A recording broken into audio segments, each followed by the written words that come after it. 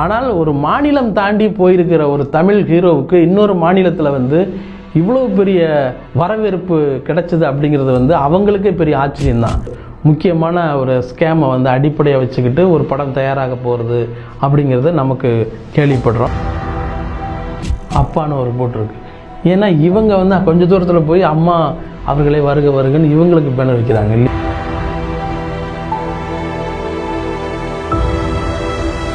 அப்போ இதுக்கு முன்னாடி இங்கே அப்பான்னு ஒரு பேனர் வச்சுருக்கேன் அப்படின்னு சொல்லிட்டு அதை அவங்க கவனிச்சுக்கிட்டு போயிட்டு அப்புறம் தான் சில நடவடிக்கையெல்லாம் எடுக்க ஆரம்பிக்கிறாங்க. நம்ம ஆளுங்கட்சியையோ அல்லது வந்து பொதுவான அரசியல்வாதிகளையோ அப்படியான ஒரு ஸ்கேம் அதையும் வந்து தன்னுடைய படத்தில் மையமாக வச்சு ஒரு கதை பின்னா சொல்லியிருக்காரு அப்படிங்கிறத நம்ம கேள்விப்படுறோம். மெட்ராஸ் மூவி சேனல் நேயர்களுக்கு வணக்கம். நான் தேனிகண்ணன். சமீபத்தில் விஜய் வந்து கேரளாவுக்கு போய் ட்ராவல் பண்ணி அவங்களுடைய படப்பிடிப்பில் கோட் படப்பிடிப்பில் கலந்துக்கிட்டு வந்திருக்காரு அப்படிங்கிறது நம்ம ஏற்கனவே பார்த்துருக்கோம். இவர் வந்து போயிட்டு வந்தது அப்படிங்கிறதே வந்து ஒரு மிகப்பெரிய ஒரு அதிர்வலைகளை ஏற்படுத்தியிருக்கு அப்படிங்கிறத நம்ம வந்து மறுக்கவே முடியாது. விஜய் அவர்களுடைய இந்த அரசியல் கட்சி ஆரம்பித்ததுக்கு பிறகு வந்து இந்த பயணமானது வந்து ஒரு அரசியல் தலைவராக வந்து அந்த மாநிலத்தில் வந்து கால் வைக்கும் பொழுது அது இவ்வளோ பெரிய ஒரு வைப்ரேஷனை ஏற்படுத்தும் அப்படிங்கிறத யாருமே எதிர்பார்க்கல. அது மாதிரியான ஒரு மிகப்பெரிய ஒரு பார்வையை வந்து ஏற்படுத்தியிருக்கு. இன்னும் சொல்லப்போனால் பாலிவுட் சினிமா கதாநாயகர்கள் மத்தியிலும் விஜய் அதிகம் பேசப்பட்டிருக்கிறார் அப்படிங்கிறத நாம் 2 நாளைக்கு முன்னாடி இருந்து நம்ம தெரிஞ்சுக்கிட்டு இருக்கோம். காரணம், அவருடைய செல்ஃபி அந்த ரசிகர்கள் ஆயிரக்கணக்கான பேர் படப்பிடிப்பு நடத்தக்கூடிய இடங்களில் வந்து திரண்டு வந்ததை பார்த்துட்டு அவர் எடுத்த செல்ஃபி படங்களை எடுத்து சில பாலிவுட் முன்னணி கதாநாயகர்கள் வந்து தங்களுடைய பக்கங்களில் முகநூல் பக்கங்களில் வந்து இணைய பக்கங்களில் வந்து ஷேர் பண்ணியிருக்காங்க. விஜய் அவர்களுக்கு வந்து ஒரு தம்ஸ் அப் போட்டு அவங்கள வந்து உற்சாகப்படுத்தியிருக்காங்க. இது வந்து அவ்வளோ சாதாரணமான விஷயம் கிடையாது. காரணம் வந்து நம்ம இதுக்கு முந்தைய வரலாறுகளை திரைப்படத்து கதாநாயகர்களுடைய வரலாறுகளை புரட்டி பார்த்தோம் அப்படின்னா எப்படா வந்து தமிழ் சினிமாவிலேருந்து ஒரு யார் பாம்பேயில் வந்து கால் வச்சாலுமே அவங்கள வந்து எப்படா இந்த சினிமா விட்டு விரட்டி அடிக்கலாம் அப்படிங்கிற ஒரு மனநிலையை தான் இருப்பதாகத்தான் பல காலமாக பேசப்பட்டு வந்தது. அது நடந்தும் இருக்குது. சில பேருக்கு நடந்திருக்கு, சில பேருக்கு அது நடக்கலை. ரஜினி அவர்கள் வந்து பல ஹிந்தி படங்கள் அவர்கள் நடித்திருந்தாலும் அவர் தனக்கான முத்திரையை பதிச்சுட்டு தான் அங்கே கவனம் செலுத்த வேண்டாம், தமிழில் கவனம் செலுத்தணும்னு சொல்லிட்டு இங்கே வந்துட்டார்.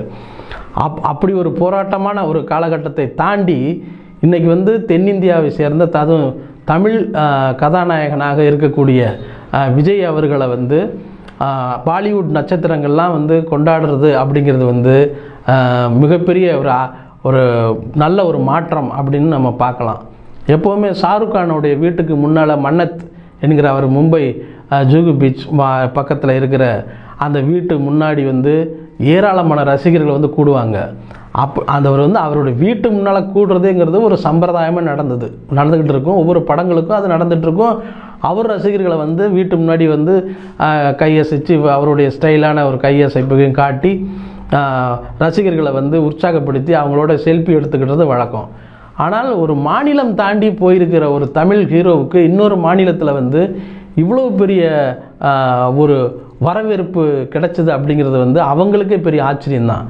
இங்கே வந்து இதுக்கு முன்னாடி வந்து விஜயோட சேர்ந்து ஷாருக் கானே அவர்களே வந்து இங்கே வந்து ஆக்ட் பண்ணியிருக்காரு.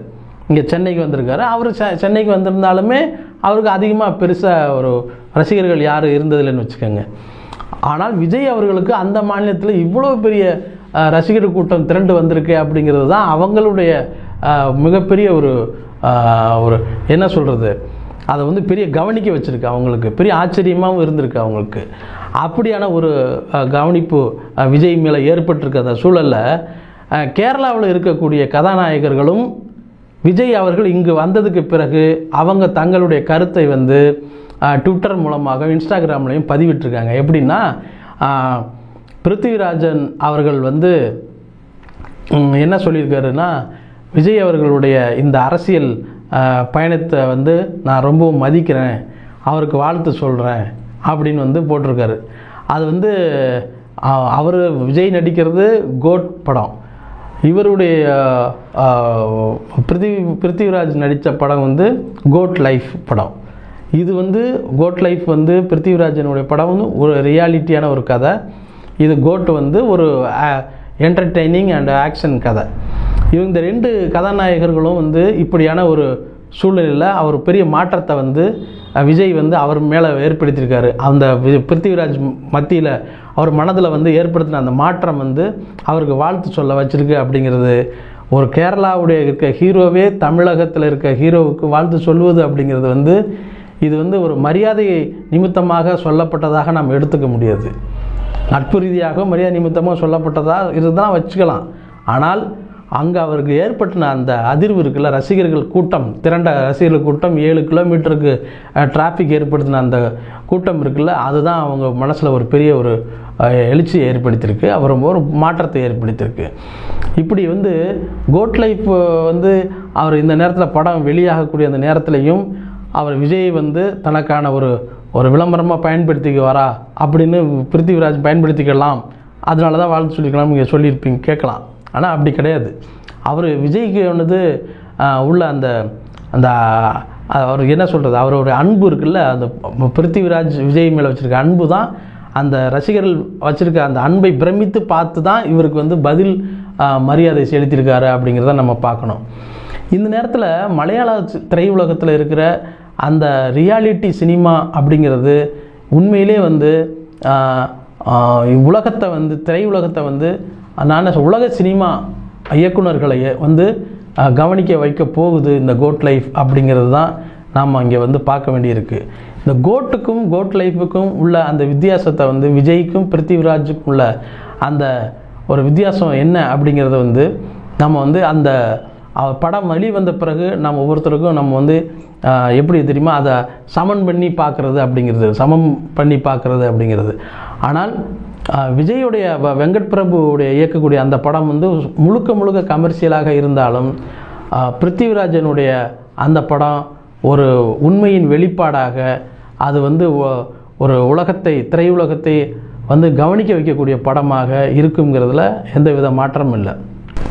கட்சி ஆரம்பித்ததுக்கு பிறகு விஜய் நடிக்கக்கூடிய இந்த திரைப்படங்களில் வந்து சில முக்கியமான காட்சிகளை வந்து மாற்றி அமைக்கணும் அப்படிங்கிறத வந்து ஒரு முடிவாக எடுத்திருக்காரு அப்படிங்கிறத நம்ம கேள்விப்பட வேண்டியிருக்கு.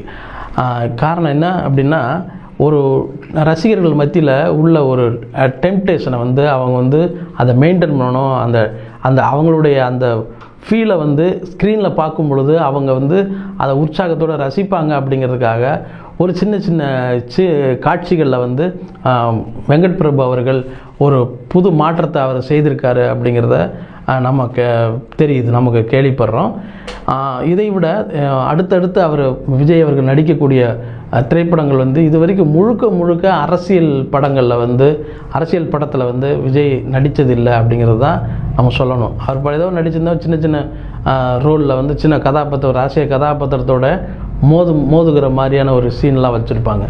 ஆனால் முழுக்க ஒரு அரசியல் படமாக ஒரு நாட்டில் நடந்த ஒரு முக்கியமான ஒரு ஸ்கேமை வந்து அடிப்படையாக வச்சுக்கிட்டு ஒரு படம் தயாராக போகிறது அப்படிங்கிறது நமக்கு கேள்விப்படுறோம். அந்த படத்தை வந்து ஒரு பரபரப்பான ஒரு இயக்குனர் வந்து இயக்க இருக்கிறார். அந்த கதையை வந்து ரொம்பவும் எப்படி விஜயகாந்த் அவர்களுக்கு ஒரு ரமணா படம் மாதிரி விஜய் அவர்களுக்கு தனக்கு இந்த படம் இருக்கணும் அப்படிங்கிறத அந்த இயக்குனர்கிட்ட டிஸ்கஸ் பண்ணிவிட்டு இந்த மாதிரி அந்த ரமணா படம் ஏற்படுத்தின அந்த தாக்கத்தை போலவே இந்த படமும் ஏற்படுத்தணும் அப்படிங்கிறத ஒரு முடிவு செய்திருக்காரு அப்படிங்கிறாங்க. அந்த கதையை வந்து இந்த அரசியல் பேஸ்டாக வச்சு அந்த அரசியல் தலைவர்களுக்கு இப்போதைக்கு உள்ள மக்கள் வந்து என்ன ஏமாற்றம் அடைந்திருக்காங்க அப்படிங்கிறத தெரிஞ்சுக்கிட்டு அதை மையப்படுத்தின ஒரு கதையாக மாற்றி அந்த கதையில் வந்து இவர் நடிக்க போகிறதாக நம்ம கேள்விப்படுறோம். நடிக்கும்போது அது உண்மையிலே அந்த படம் வந்து ஒரு பெரிய பரபரப்பை ஏற்படுத்தும். ஏன்னா இது வரைக்கும் நேரடியாக விஜய் அவர்கள் அரசியல் பேசினதே கிடையாது. தன்னை வந்து சினிமா கேரியரவே பாதிக்கும் அப்படிங்கிறதுக்காக தான் அரசியல் பேசியவர்களையும் ஒதுக்கி வச்சுருந்தார். குறிப்பாக வந்து எஸ்ஏசி அவர்களை அந்த அரசியல் பேசக்கூடிய அவர் அரசியல் பேசினதுனால தான் ஜெயலலிதா அவர்களுடைய கோபத்துக்கு ஆளாகி விஜயோடைய அப்பாவை வந்து அவர் வந்து கண்டிக்கக்கூடிய சூழ்நிலை வந்திருக்கு. அதுதான் தலைவா படத்துலலாம் மிகப்பெரிய ஒரு பாதிப்பை ஏற்படுத்தினது. இன்னும் சொல்லப்போனால் ஒரு ஒரு அதாவது கடற்கரை சாலையில் விஜயோடைய வீடுகளை தாண்டி இருக்கிற அந்த நீலாங்கரை பகுதியில் வந்து ஜெயலலிதா அவர்கள் இருந்தபோது ஒரு காட்சி வந்து நடக்குது. எப்படின்னா, ஜெயலலிதா அவர்கள் வந்து ஒரு தன்னுடைய கட்சிக்காரர் ஒருத்தருடைய திருமணத்துக்காக அவங்க வந்து கடற்கரைக்கு போகிறாங்க. அந்த கடற்கரைக்குன்னா அந்த பீச் ரோட்டு பக்கம் போகிறாங்க. அந்த நேரத்தில் வந்து அந்த வழி நெடுக ஒரு கட் அவுட்டுகள் வந்து ஜெயலலிதா அவர்களுக்கு வரவேற்பு கட் அவுட்டுகள், பேனர்கள், கட் அவுட்டுகளை வச்சு கோலாகலமாக அந்த சாலை இருந்திருக்கு. அப்போது வந்து ஏதோ சின்னதாக ஒரு சின்ன அளவில் விஜய் வீட்டில் வந்து ஒரு சின்ன ஒரு விஷயம் நடந்திருக்கு, ஒரு நிகழ்ச்சி நடந்திருக்கு. விஜய் வீட்டுக்கு பக்கத்துலேயே ஒரு மண்டபம் இருக்குது. அது வழக்கமாக அவர் சந்திக்கிற அந்த மண்டபத்தில் வந்து ஒரு நிகழ்ச்சி நடந்திருக்கு. அந்த நிகழ்ச்சிக்கு வந்து எஸ்ஏசி அவர்கள் வந்து வந்திருக்காரு. அதை வந்து என்ன பண்ணியிருக்காங்க, ரசிகர்கள்லாம் என்ன பண்ணியிருக்காங்க, எஸ்ஏசி அவர்களை வந்து வரவேற்று அவங்க ஒரு பக்கம் ஒரு பேனர் வைக்கிறாங்க. அதுக்கு தாண்டி கொஞ்சம் தூரத்துலேருந்து ஜெயலலிதா அவர்களை வரவேற்று பேனர் வைக்கப்பட்டிருக்கு. அதுக்கு முன்னாடியே எஸ்ஏசி அவர்களுடைய பேனர் வைக்கப்பட்டிருக்கு. அந்த இடத்துல வந்து என்ன வரவேற்கிறாங்க, அப்பா அழைக்கிறார் அப்பா அப்படிங்கிற மாதிரி ஒரு பேனருடைய வாசகம் வந்து இடம்பெற்றிருக்கு. இதை வந்து அங்கே வாந்தி வேளை முதலமைச்சர் அவர்கள் ஜெயலலிதா அவர்கள் போகும்போது பார்த்துருக்காங்க, அப்பான்னு ஒரு போட்டிருக்கு. ஏன்னா இவங்க வந்து கொஞ்சம் தூரத்தில் போய் அம்மா அவர்களே வருக வருகன்னு இவங்களுக்கு பேனர் வைக்கிறாங்க இல்லையா. அப்போ இதுக்கு முன்னாடி இங்கே அப்பான்னு ஒரு பேனர் வச்சுருக்கேன் அப்படின்னு சொல்லிட்டு அதை அவங்க கவனிச்சுக்கிட்டு போயிட்டு அதுக்கப்புறம் தான் சில நடவடிக்கைலாம் எடுக்க ஆரம்பிக்கிறாங்க. அதனுடைய பாதிப்பு தான் என்ன அப்படிங்கிறத விஜய் அவர்களும் வந்து தெரிஞ்சுக்கிட்டு தான் இனிமேல் வந்து இப்படியான ஒரு தர்ம சங்கடத்தை ஏற்படுத்தக்கூடிய ஒரு செயல்பாடுகளில் அப்பா அவர்கள் ஈடுபடக்கூடாது, இறங்கக்கூடாது அப்படிங்கிறது அங்கேருந்து தான் ஒரு பெரிய இது தொடங்குது.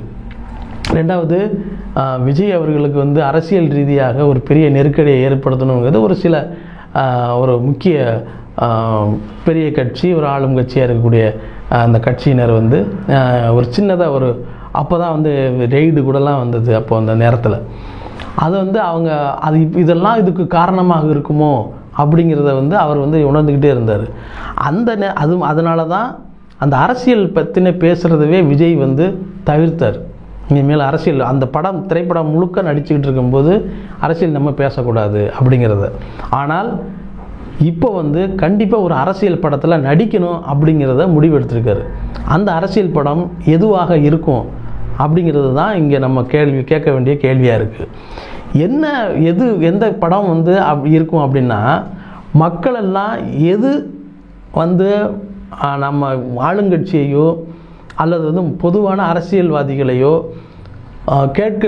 எதிர்த்து கேட்கக்கூடிய மனநிலையில் இருக்காங்களோ அப்படியான ஒரு ஊழலையும் அப்படியான ஒரு ஸ்கேம் அதையும் வந்து தன்னுடைய படத்தில் மையமாக வச்சு ஒரு கதை பின்ன சொல்லியிருக்காரு அப்படிங்கிறத நம்ம கேள்விப்படுறோம். அப்படியாக அது அந்த படம் எடுக்கப்பட்டு வெளிவரும் பொழுது அதுபடி வெளிவரும்போதும் இந்த அரசியல் தொடக்கமும் அது வந்து ஒரு விஜய்க்கு வந்து மிகப்பெரிய ஒரு ஓப்பனிங்காக அமையும் அப்படிங்கிறது என்னுடைய கருத்து.